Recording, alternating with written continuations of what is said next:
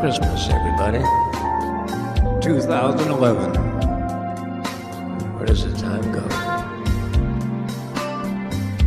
Have yourself a merry little Christmas. Let your heart beat light. From now on, our troubles will be out of sight.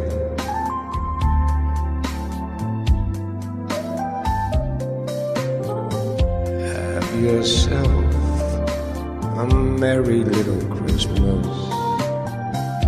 Make the Yuletide gay. From now on, our troubles will be miles away.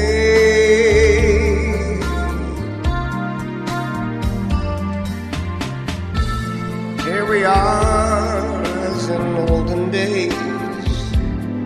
Happy golden days of yore.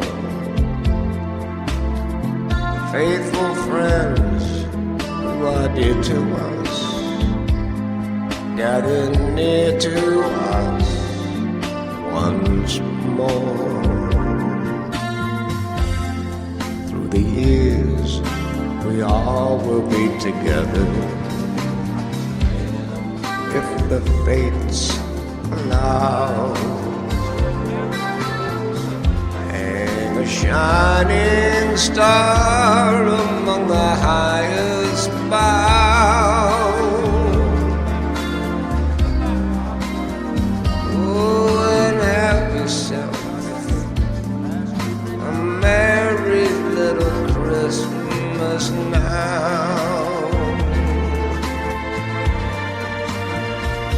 My daughter Kim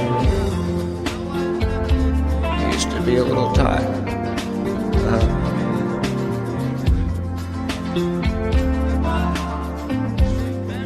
But the years go by.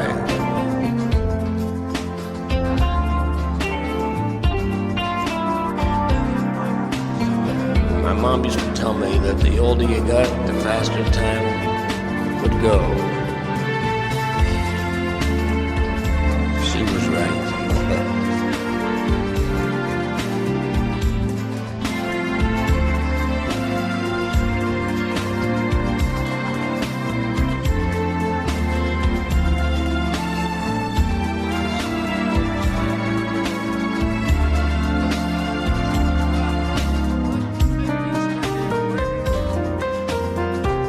Here we are as in olden days. Happy golden days of yore. Faithful friends who are dear to us, gather near to us once more. Through the years, we all will be together if the fates allow. Hang a shining star among the highest bough. Oh, and have yourself a merry little Christmas now. Have yourself a merry little Christmas now.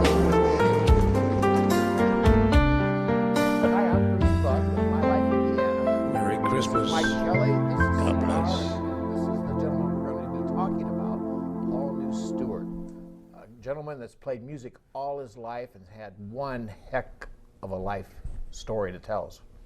Take it away, Paul. Well, first of all, I want to say I'm a 50s type guy. And if you don't mind, I'm going to take this thing off. This was given to me by the, Elvis was my hero. I heard him sing in 1954. I went to a Jerry Lee Lewis birthday party in Memphis, and I met the owner of Sun Records, Sam Phillips.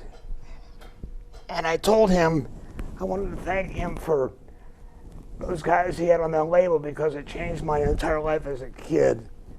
And he said, that's the nicest thing was ever said to me. And I said, I don't know if I believed it. At the end of Jerry's show, he did 4 hours that night. Sam came up and gave me this shirt and this jacket. Sun Records. That alone is a historical moment in music history. And that's where it started. And the last time I didn't mention my kids, I have 4 great kids.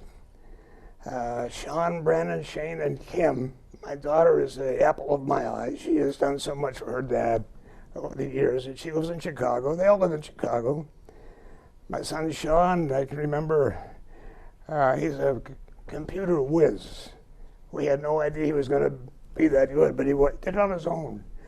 And my son Brandon, I remember taking him in the backyard and throwing baseballs at him when he was 2 years old.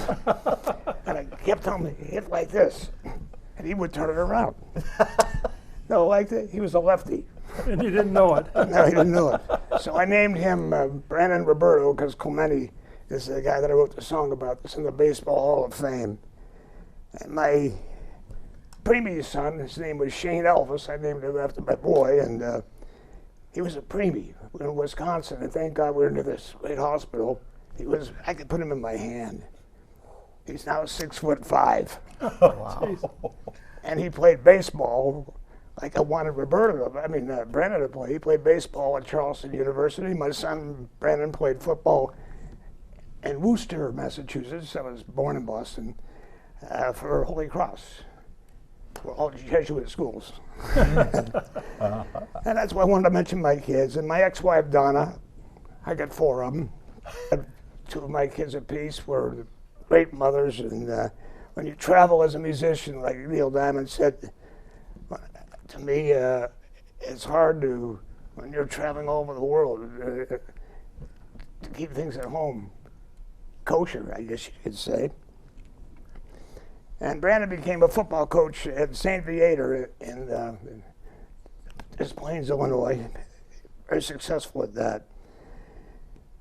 And my ex-wife, Donna, wound up working for Hugh Hefner's daughter, who took over Playboy when Hugh retired. And she worked for his daughter till she sold the company 14 years. I found that kind of interesting, you know. Hugh Hefner was known for one thing. We all know what that was, but I'll tell you what. Underneath it all, he was against racism. He was against people knocking the gay people. He was against many good things, and it seems like he doesn't get credit for that. And because of that, I wrote a song called In Chicago, and I mentioned the Playboy Club, and I mentioned the Chicago Cubbies, and Tom Jones almost sang that song, but he changed labels, so he never did do it. It's called In Chicago. It'll be on this video. In Chicago, I used to work at a place called the Navarone Supper Club. My manager was a Greek, Sam Maglaris. And when I worked there, he says, Paul, you'll never have any problems in Chicago. And at that time, our heroes were, we used to play in Tahoe, and across the street was Harry's. I was Harvey's Wagon Wheel. Louis Primus, Ambatera, and the wife, Keely Smith, was the best band I think I ever heard. We used to go see him every night. We'd have drinks with him after the show, and we played all their stuff, because I have a great sax player, like Sam Batera was. And so it happens at the Navarone, all of a sudden, all the guys in the guys who would come in every Friday and Saturday night. Tony Accardo, Sam Giacono, you name it. And the reason being, I thought I was turning Italian with all this at Louis Prima, you know. But they would come every Friday and Saturday night, and we did the Louis Prima stuff, and they loved it. And I can remember taking a break and going outside and see the Elk Grove Police Department going, look at a driver's license, whose is this? But that was kind of an interesting thing to happen to a young guy. And I could go on, but I want to introduce a fellow that I work with. This is CR, Charles Wren. Well, Go ahead. well, thank you, Paul. Just for the record, I have a few quib notes. Paul and I essentially got together in May of 2017 to do a show over at the Venice. But prior to that, some 22 years ago, I went upon my own way and cut an album. I was very much into music and enjoyed singing with the karaoke crowds. Well, crooners over at Pierre's was the stop. I went in there. There was a fellow behind the piano, and here he is today. He allowed me to open the vocal cords, and he, just gave me a nod. But I kept an eye on him because I wanted to follow up with music and work with someone. 22 years it took me to corner him. But now, as far as this thing goes, last May, it was a Wednesday night, I stopped in and Paul handed me the mic and I sang. Then I went back a couple weeks in a row and he handed me again and he approached me and said, you want to do some shows together? And I'm very thankful for that. Essentially, Paul's talents go far beyond gracing the keyboard with his fingers, which in itself is more than enough to entertain. At times I find myself mesmerized just when I watch him. The man is so talented. In the vernacular of music, his ear is fine-tuned. Yeah. He corrects you all the time, doesn't he? Yes, he does. Yes, he does. You missed that lyrics. Yeah. It's not correcting, it's trying to help. Yeah, okay. It's impossible. Yeah. It is. It's. As far as a musician myself, I'm going to say I'm a musician myself, but to follow or to work with someone that's this talented is beyond my wildest dreams. I thought he was good. I know he is good. He's great. That's it. How much do I owe you? Nothing. It's just a treat to work with. Watching you guys at the Venice is great too. You guys really click. CR's got a great voice. Sinatra, he nails Frank. Yeah. And I love Frank. In fact, we know all the same song. It's like, which one are you going to sing tonight? Yes. Yeah. Yes. And the funny thing is, one song that has stuck in my mind, my goal, I'm a movie lover, and I love Harry Connick Jr., and we've been trying to get on his show, but I understand he does a lot of things with people that we never hear about that have done great things, and I feel they deserve first place. Maybe we'll get around to it, but I love this work in movies. You talk about a piano player. Oh my God, this guy is incredible. As a singer, I'll give him a run for his money. But as a piano player, I'll tell you what, this guy, since he was a kid, and he had a great show, does great things for great people, but my goal, my one bucket, because I met Elvis, my one bucket list has me singing, do you know what it means to miss New Orleans with Harry Connick Jr.? That's my only bucket Ultimate list. goal, huh? Yeah, bucket. Do you know what it means? But he's a piano player, just unbelievable, and I love his movies, and I love the Dolphin Tale 1 and 2, and another goal I had was to go down there and perform for nothing and have Harry join me, and we'll do a show for that aquarium. It's a great place. I haven't been there yet, but I donate money to it, and I want to go there. Okay. And Harry, he was in a movie called P.S. I Love You. That's a song that Yes. means a lot to me. And also me. who did that? Who did that song first? Oh, boy. My time is your time. Valley. Rudy Valley. Rudy Valley. 1937. Wow. Rudy Valley, yeah. As a kid, I used to hear that in Pittsburgh. I just loved the song. I hook up with him, and I used to sing it all the time. That's And his wife's favorite song. I sang it to her. That helped win her over. That's one of those things. So I don't sing it anymore. You got enough wives. I've had a crazy life, and I wanted to mention my children because they mean a lot to me. And even though I wasn't around when they grew up playing football and baseball, I always kept in touch. But my ex-wives did a wonderful job on raising, one raised two, the other one raised the other two, and I couldn't ask for better children, and I thank them because I'm on the road. And I didn't want to forget to mention my kids. Then comes my dad. God forbid. Dad, with his job managing hotels, the Ambassador, which is probably the finest hotel ever back in the day. That's where Bobby Kennedy was shot. My dad married my mother died when we moved out there in '53, and he married another gal in the same room where Bobby gave his last speech. He went back and I used to be what they call a gopher between.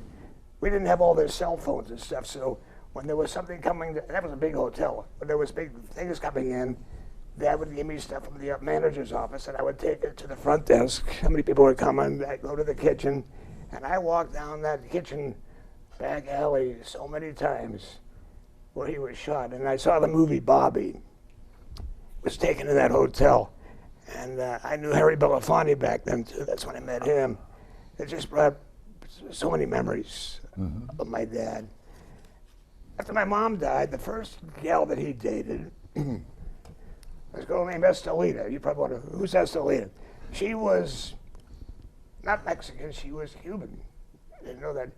Every Roy Rogers movies you ever see, there's always this little Latino girl, about this big, in the movie, singing with the Sons of the Pioneers, and it was just, well, Dad almost married her, and I used to babysit for her daughter, Tina.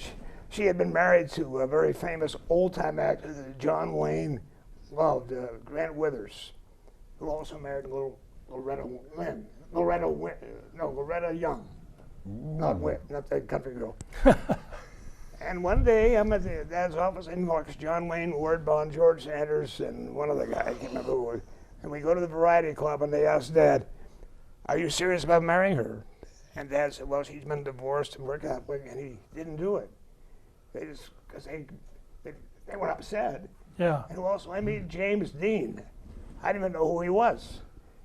And after we talked, he signed a little thing that's still hanging in my thing. It says, "Good luck in your schoolwork, keep it up, James." It hangs in my place, but I didn't know who he was.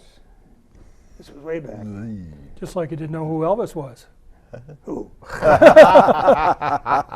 You mentioned a story you had to talk to your dad about who this guy Elvis is. No, I knew who he was. I didn't know his name. I went downstairs. "Dad, is an Elvis a guy's name?" He goes, "In the South."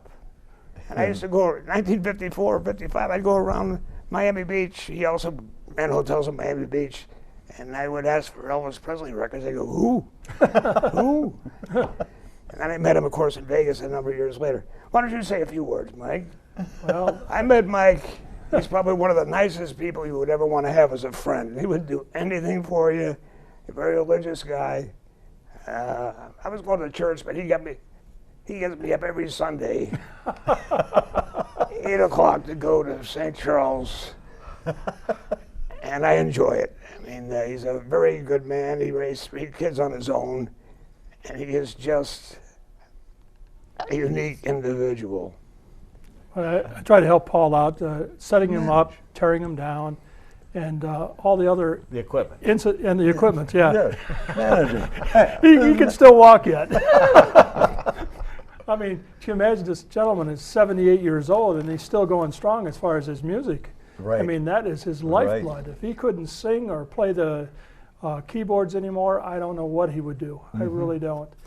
But I helped him move when he moved into his new apartment, and we sorted stuff out and cleaned up his place and stored stuff, and that was a chore. I had so many clothes. I'm a clothes horse. My dad always said, if you have enough clothes, you keep them clean. I had clothes that were like in perfect condition that were still 20, does. 20 years old. Still got the tags on him when he bought them and never wore them. And we gave to charity. We gave it to St. Francis. And, Yeah. But I still am storing clothes for you. Yes, you are. Lots of them. So And you were kind of awestruck at the items that you that he picked had. up. Oh yes, right? all the pictures and signed autographs and Newspaper clippings. things. Yeah. Yes. He's got a couple scrapbooks with letters from all sorts of people that he has played for, different baseball games he sang at, and everything else. He's really done quite a bit. Right. But I'm there for him. I help him get him to his gigs and stuff like that, and we have a good time. We really do. Yes. And he brought the guitar over. I forgot about it. He Yeah. stored it in his house. Yeah. That guitar, I was having people sign their names. I got Elvis to sign it in Ames, Iowa. And I got Ricky to sign it at the Field Supper Club. I went to school with Ricky, and I met him when he Ricky Nelson? He changed the venue. He changed his Ricky, band to the Stone Canyon Band. They're all the same guys who died on New Year's Eve. A plane crash. Yeah. But I spent a little bit of time with him, and because of my dad, I met so many, many people. And people I have to thank. You can't, in life, you can't do it on your own. You got to have good friends who care about you and know what you need to do, because sometimes we don't know what to do. And I had a bunch of them. Bernie Ite, big heavyset guy, always picking his nose. So that's what you remember him for, right? That's what I remember. I used to go to the state fair, and my little boy would say, "Daddy, he's doing it again." But Bernie, he could sell the town of Fort Wayne to Syracuse. I mean, he just had that knack for selling, and he made me more money than I could ever believe. And another guy was Stan Zucker, who handled the first risque girl comedian, Rusty Warren, who happened to play at the Old Sands here in town. My very first job on the road was at the Van Orman here in town in 1961, and come June 4th, it'll be my 60th year playing music. Oh my gosh. Take that, Paul McCartney. And I mean, Tell them all the instruments you've mastered over the years, Paul. I was a poor man's Wayne Newton. I played flugelhorn, trumpet. I played. I still have a Dizzy Gillespie model. It's worth about 10 grand. You have to keep your armature up, and I haven't done that. But I played vibes. I played mandolin. I used to do mandolin, and I used to do some of the tunes by Wayne Newton that he used to do on his show. Swanee, how I love you, on the banjo, and I could move it pretty good. But when I became a duo, you can't play piano and banjo at the same time. So if I could, I would do it. And one moment in my life, I was reading a thing on Buck Owens. He was a talented man. I didn't realize that he could be a session player. He was that good. I didn't know that. Huh. Then I was reading, he played for Tommy Sands, who's a very close friend of mine. I didn't know he did that. But I did play Bakersfield one time. On the marquee, we followed Johnny Carson. And Johnny wasn't on The Tonight Show yet. About 4 months later, The Tonight Show with Johnny Carson, which reminds me of back in the day, back in the early 50s at the Ambassador Hotel. They had a beautiful pool. We all have health clubs, but back in those days, there was only one health club for the stars to go, the Ambassador Hotel Pool Health Club. And my brother used to race Esther Williams and beat her. He was a good swimmer. And once a year, Steve Allen, of the original Tonight Show, would come over and do their show from the pool. I played miniature putt-putt with Don Knotts, Gordon Louis Nye, and Steve Lawrence and Edie Gourmet before they were married. Wow. And then we went to Miami Beach at the Saxony, Steve Allen came there. Wow. I mean, it was like, I was nothing special. My dad just put me in a position to see everything. I remember he used to manage the Mapes Hotel in Reno, which is now gone. And I'm doing a show, and I look at this guy, a big, tall, black gentleman sitting in the audience, was talking to my dad, and he had a ponytail. We get off, and I go up, and he says, "Would you like me to do Ellington?" Yeah. He said, "Keep it up, boy, keep it up." When I met Count Basie, I'm up at 4 o'clock in the morning at the in Tahoe with we were playing there, and I'm walking down and I see this guy with a sailor hat on. It was Count Basie. Then he says, "Hey, would you like to play if you change my luck any?" I didn't change his luck any. About 10 years later, I hit a golf ball through his window in the Bahamas. That's true. That changed his luck. I mean, how many kids can with that, we did that, but on my own, I ran into so many people too. I mean, for example, Ricky Nelson, I went to school with him. I mentioned that before, but I was invited by Skip Young. If you remember Ozzie and Harriet, the big heavy-set guy that was always raiding the refrigerator. Yeah. Get out of our refrigerator. And his name was Skip Young. And he came in one night, and I see this guy at the bar. I know who that guy is. I'm thinking, who is he? I went over, "Who are you?" "You should know me. I'm on TV." I said, "Really?" "Yeah, I'm on the Ozzie and Harriet show." They called him Lumpy or something on there, right? I forget what that Yeah, name. yeah. Anyway, he says, "You mind if I get up and do 10 minutes of comedy?" This is in Palos Verdes, California. And go ahead. He gets up. He was funny. And his last remark I'll never forget. He said, "I would have been nothing if I hadn't seen Ozzie walk out of that motel room." He made a movie with Elvis. Oh. Then he invited me and my wife at the time, Donna, my first wife, nice gal, to Desilu Studios. And we actually had lunch with Ricky and his wife, who happened to be Tom Harmon's daughter. Right. They were from Indiana. And happens to be Mark Harmon's sister. Yeah. And that's who Ricky married, and we had lunch. Then we saw the film, a part of the show, and then we rode around the studio on bikes. I felt like Elvis when he did the bike. Man, this is the way to live, you know. But that was my time with Ricky, and he was... Did you play football with him in high school? No. No, he didn't. I played football at another school. I went back to the Catholic school. We were waiting for one to open. Because you went to Hollywood High for a while, right? Yeah, about 9 months. And Is that where you got your nose broke? yeah. Yeah. Okay, well, one of the Heisman winners played at Notre Dame. He played at this high school. Uh-huh. Now, I'll never forget this, but modern day, it's in Santa Ana, California. They're still one of the strongest Catholic teams out there. And somebody got hurt, so my coach puts me in as a linebacker. I'm going, what? Whoa. This guy came over through the center, and we didn't have the big, we had just the bar. Across your helmet. Boom, I broke my nose. I looked up, my nose was over here. He went on to play at Notre Dame. I'm trying to think of it. John Hewitt. Okay, okay. There's an All-American. He played for Notre Dame. And another time, with Notre Dame, To know him up close. well, I love Notre Dame because my late brother, he made me learn the Notre Dame fight song in Pittsburgh when I was 5 years old. That's the first song I ever sang before I knew I was going to sing, was the Notre Dame fight song because of Joe. And I had a big thrill when I have a lot of good friends who were football coaches. I used to buy them dinner when they were assistant coaches, and they became millionaires. Johnny Majors, he invited me to Pittsburgh. I met Tony Dorsett. He was playing for, and they won the title that year. Another time I go back there, Jackie Sherrill, I knew from, they all coached at Ames at Iowa State. Mm-hmm. One staff had Earl Bruce, Johnny Majors, Johnny Johnson. I mean, it was a staff that was incredible. And I kept in touch with those guys. And so then I go back and I see Jackie, and I meet Dan Marino. He was playing for the Pitt Panthers at that time.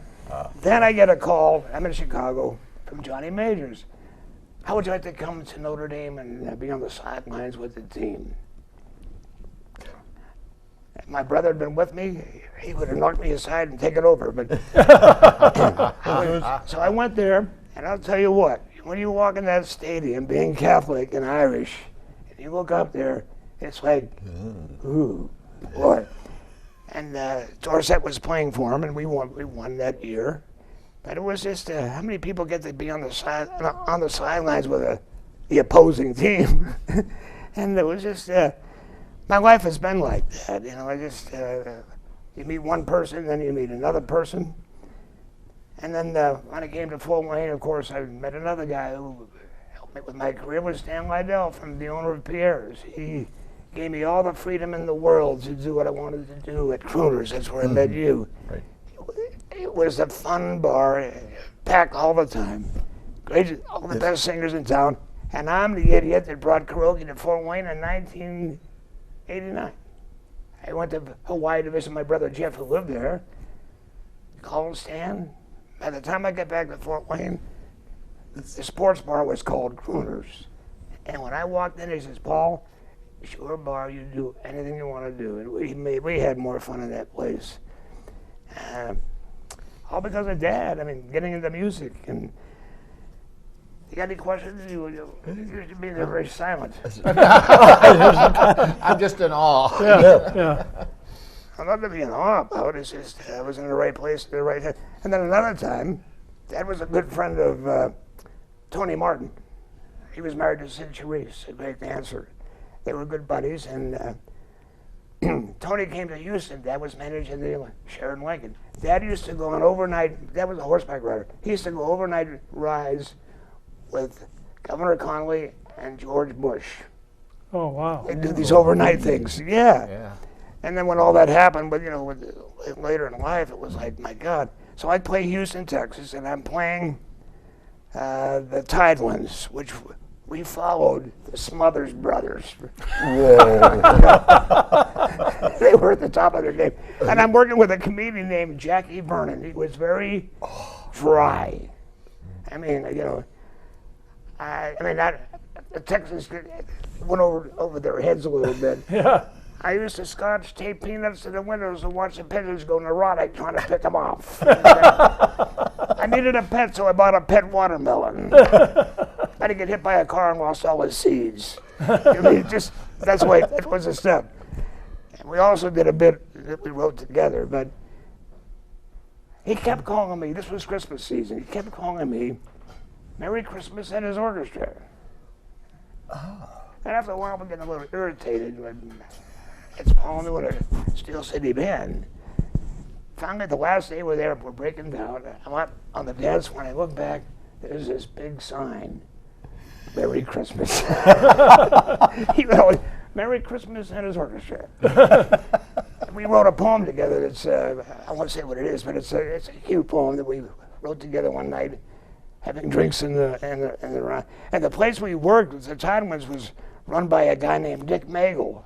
You may be too young to remember this, but years ago when Rice was at a bowl game, Dick Magel was the halfback. He's running for a touchdown, and somebody from the sidelines ran out and tackled him. Oh, my gosh. Mm-hmm. They gave Rice the touchdown, and they won 7-0. Oh, my But that's the gosh. guy we worked for, Dick Magel. Then when I was in Houston again, Dad brings in Tony Martin. We go to see Tony Martin, and he had that first song that Elvis did. It's now or never. His was called "There's No Tomorrow When Love Is New." Same song. So we go out there, and Dad's sitting next to me, and Tony gets up early, opens up with these songs, and he goes, "That's the way you gotta sing it. You gotta sing like that." He had that Italian voice, very good, and it's the first time I ever heard "Fly Me to the Moon." And I love that song. The original was a waltz. Waltz. And it also has a verse. Oh. Frank didn't do that.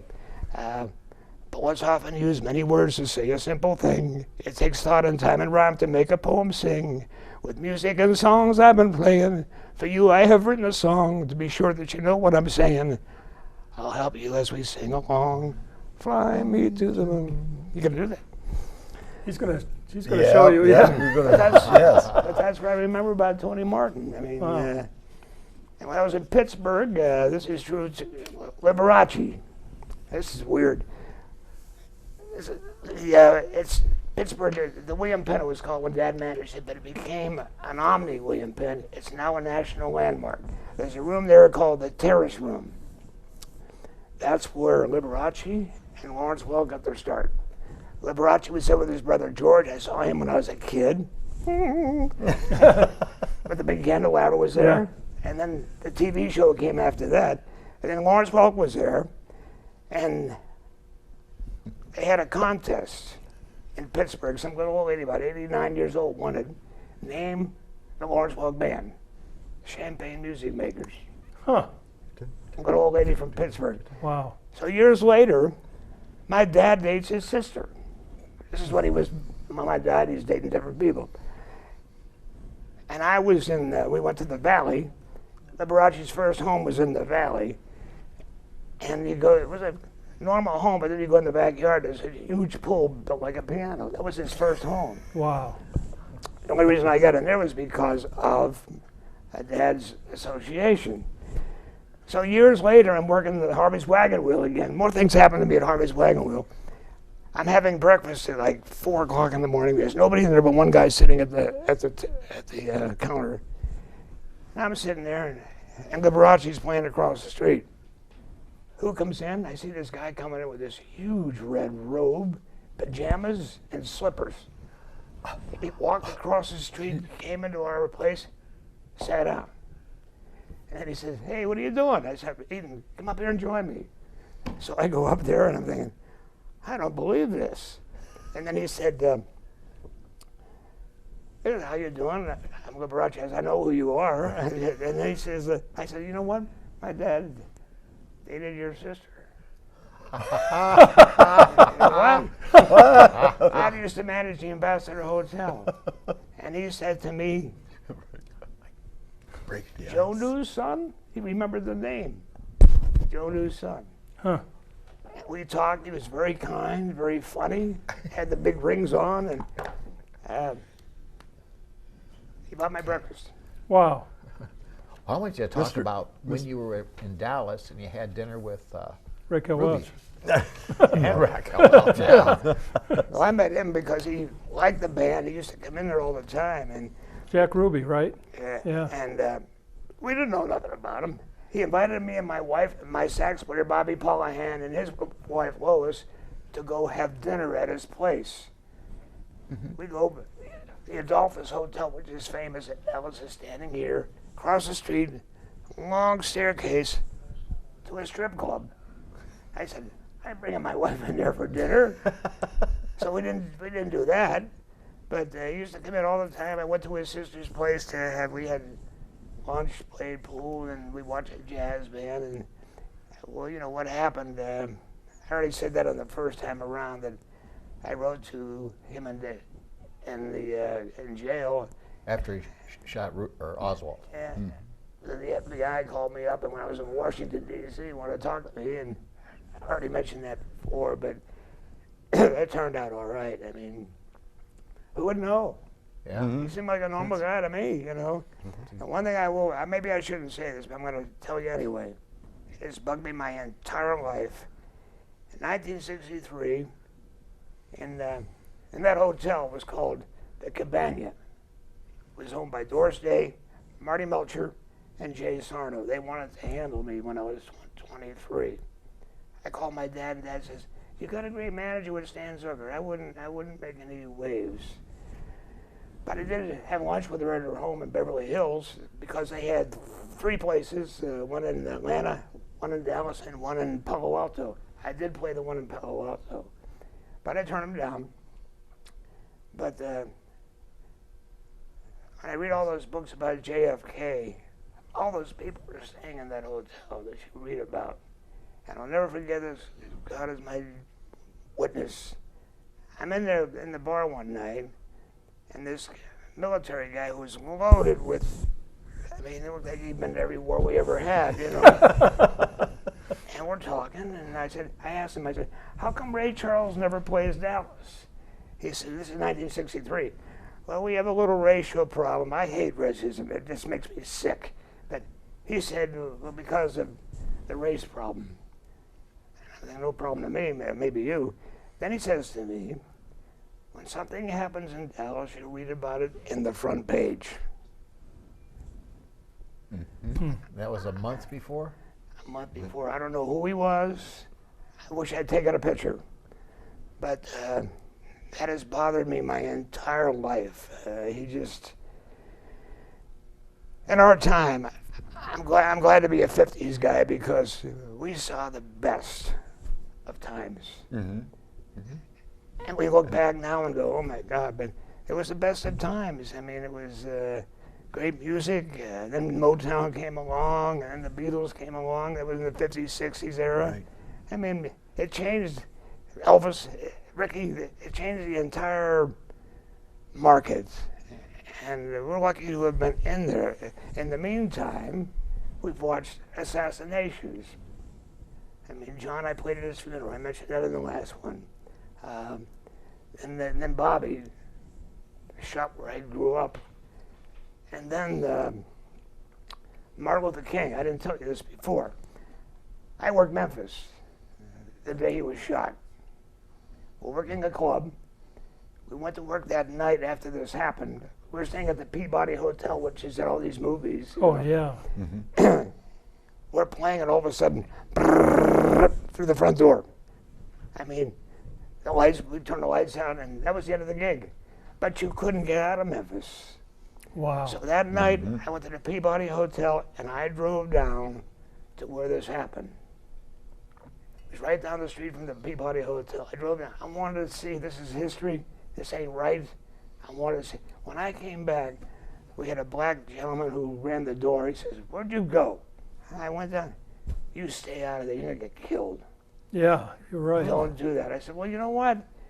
That ain't right. I want to be, I've seen so much of this stuff happen. For what? Why? You know, a bunch of jerks with guns and we all lived through that. Yeah. How'd that affect you? Yeah. Yes. How'd that affect you? Well, same way I remember when King got shot. I was watching it on the news. I was young, quite young then. Just like Kennedy, when Kennedy got shot. I mean, I think the thing that got to me was how the country as a whole reacted to everything that happened. I mean, it was quite a while back. Pretty then. devastating. Yeah, You're right. it was devastating. How about you? Who were you? I was in high school when Kennedy got shot. And breaking news, and they brought in the TV. And Everybody was crying and everything. Yeah. Yeah. I was in Fargo, North Dakota, working a American Legion. No, I was working a BFW club, and that shut down. And that's what happened. We were out of work because nobody was open. And we drove to Michigan, Bay City, Michigan. Later I found out that's where Madonna was from. This was way before her. And from there we were booked in Washington, D.C. at the Congress Inn on 14th and New York Avenue, a block and a half from the White House, and that's how all that other stuff that I mentioned the first time around happened. Wow. Why does that happen? I mean, why am I going from here to there? And I'll never forget this. We're driving to Bay City, and we followed each other. Bobby pulls over. I'm going, what are you doing, man? I'll get out. What are you doing? Didn't you hear the news? I said, what?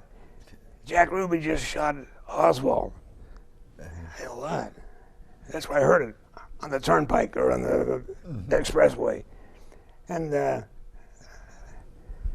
that's the worst time America ever had. I hope it never happens again. I really do. And I like I say, racism has got to stop. You gotta give. My brother used to tell me all the time, it's you don't judge people by their color of their skin, but by their character. And some people just don't get it. Yeah. And as long as the way I live, that's the way I'm going to present myself because that's the way I was taught. And all the years I've traveled, makes you feel good when somebody follows you, and it happens to be two people. One is Jeff Brantz. He works in Branson now. He's a great impersonator, phenomenal. And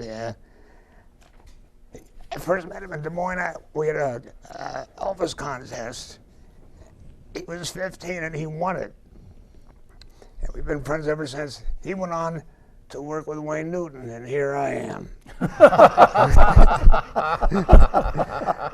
Another guy's name is Vito Zotto. I do all the Italians in Chicago with playing Louis Prima stuff. And all the mafia movies, all you hear is Louis Prima. Anyway, this guy, Vito Zotto, he told his dad when he was 7 years old, I want to grow up and be like Paul. Right now, he's making tons of money in Chicago. He plays for Mike Ditka. He gets on WGN News and does impressions with the cast. I mean, but there's two people that I somehow influence, and that makes me feel good that you influence somebody. And to get back to another guy I work with, Kenny Bird, one of the best ventriloquists you ever saw. Kenny Bird and Friends. He's unbelievable. He lives in Buffalo. He worked with Sammy Davis Jr., Ben Vereen. He was going to make it big, but he went home to raise 3 kids at the prime of his career. He was on Merv Griffin. He was on Dinah Shore. And we remained friends. We worked together in Minneapolis. And when Prince would go to the State Fair, he went to see me and Kenny. And I told Kenny, why didn't we go to Chanhassen and knock on his door? He knew who we were. I said, he would have loved your impersonations. I mean, my kids loved it. We'd go like this, but he'd say something, open it up, and you swear to God that voice is coming out of that cup. And he's right there. Kenny Bird, God bless him. Last thing about race. How can we be racist when we see the likes of Morgan Freeman, Denzel Washington, Samuel Jackson, Forrest Whitaker, Sidney Poitier, Harry Belafonte, Danny Glover, Jamie Foxx, Chris Rock. I mean, how can you have a bit of racist feelings when you see these wonderful actors who are tremendous? LL Cool J on a famous TV show. How can you root for them? Go to football games and root for most of the black athletes who are tremendous, and then turn around and be racist.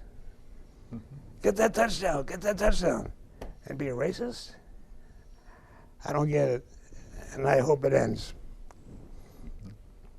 Last thing, let's talk about where we work. The Venice, Judy and Pat Finley. Wow, nicest people I ever worked with, and I also want to mention this beautiful library. We thank you for your time. And you got to give credit to the mayor. Mayor Henry's done a great job here. He did things when people were going, that ain't going to work. Well, that part of the field is something else. Yeah, it is. They played single A ball. It's good enough for triple A ball. And what I like about the Henrys, there's so many of them. And they stop in at the remind. Well, he was the mayor of here, but my great-grandfather, James Michael Curley, was the mayor of Boston four times, elected when he was in jail once.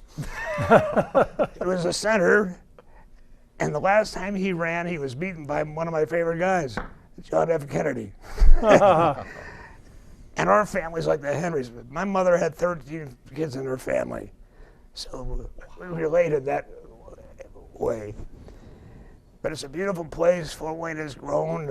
I've been here. I was here in 1961, and you hear it now in what year are we? 2008. 18. It's amazing what this town has done. It's been so good to me, and you. Yes. And you and you. Yeah. Would you like to say something else as we close? Well, let's see your albums. Tell us about this one, Paul. My very first album was on a national label. I was too young to know what to do. It's a fair album. Jubilee Records, the only reason I got this thing was because Stan Zucker handled Rusty Warren, and she had sold 18 million albums, and I won't tell you the name of the title. I know which one you're talking. She's a risque comedian, only because of her, not because of me. And I did some original songs on here. I wrote a song about Pittsburgh, which you haven't heard yet. I wrote that years ago.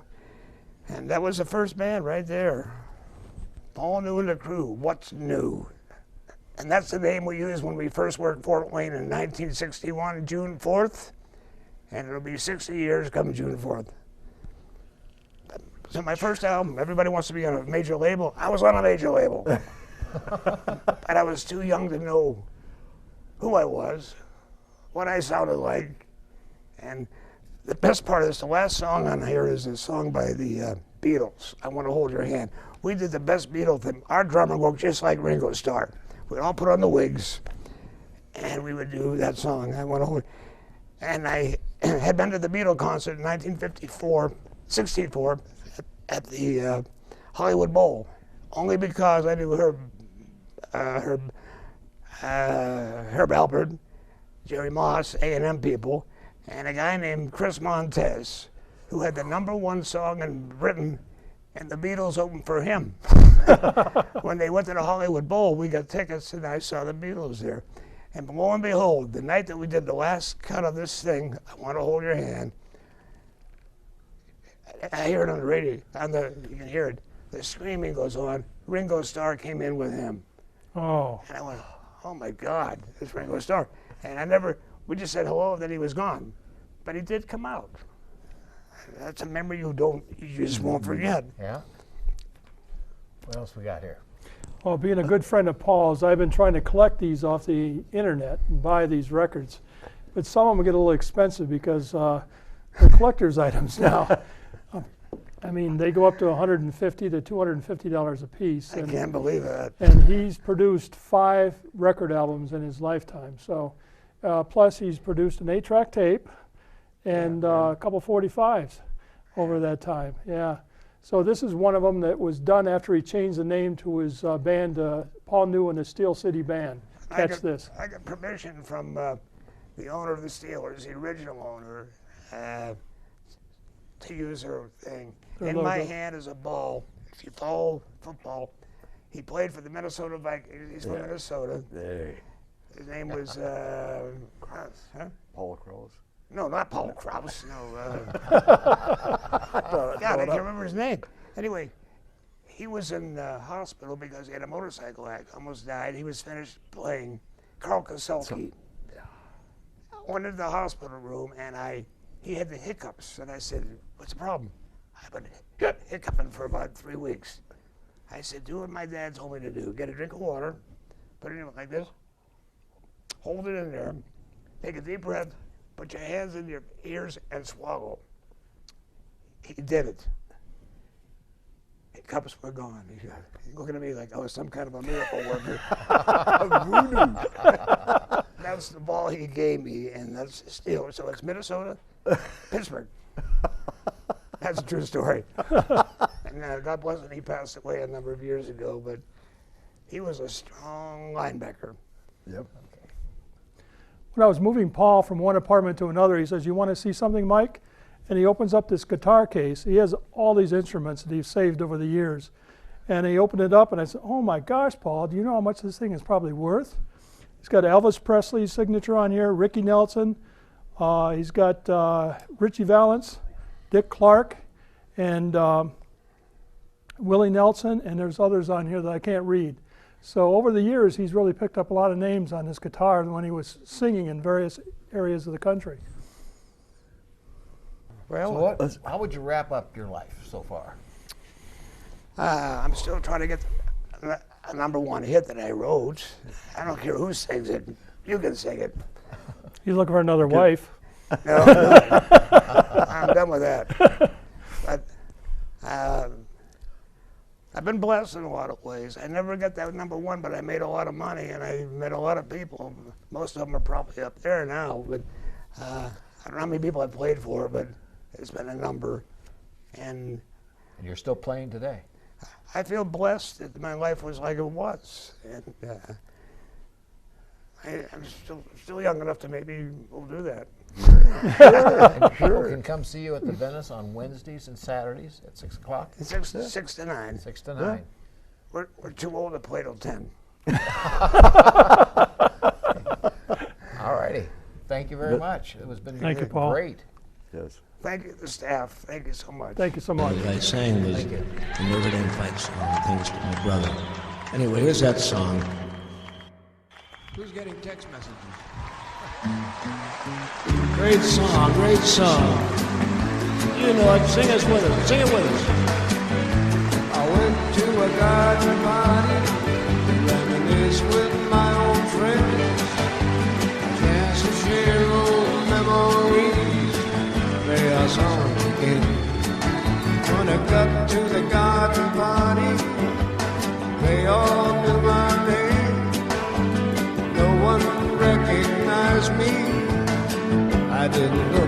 same. But it's alright now. I learned my lesson well. You see, you can't please everyone, so you got to please yourself. People came from miles around, everyone was there. Yoko brought her walrus, there was magic in the air. And over in the corner, much to my surprise, Mr. used hidden Dylan's shoes, wearing his disguise. But it's alright now, I learned my lesson well. You see, you can't please everyone, so you got to please yourself. La da da da da da, la da da da.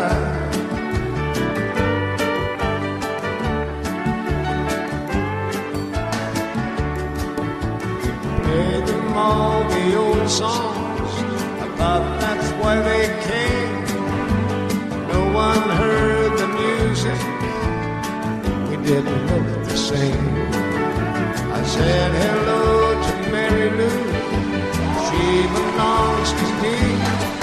When I sang a song about a honky tonk, it was time to leave. But it's alright now, I learned my lesson well.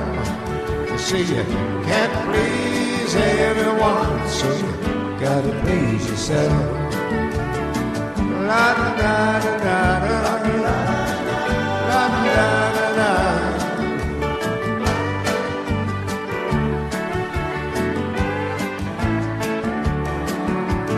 Someone opened up a closet door, and out stepped Johnny B. Good, playing guitar like a ringing a bell, and looking back you should. You gotta play at garden parties, I wish you a lot of luck. But if memories were all I sang, I'd rather drive a truck. But it's alright now, I learned my lesson well. You see, you can't please everyone, so you gotta please yourself. La da da da da da, la da da da da. You see, you can't please everyone, but it's alright now, I learned my lesson well.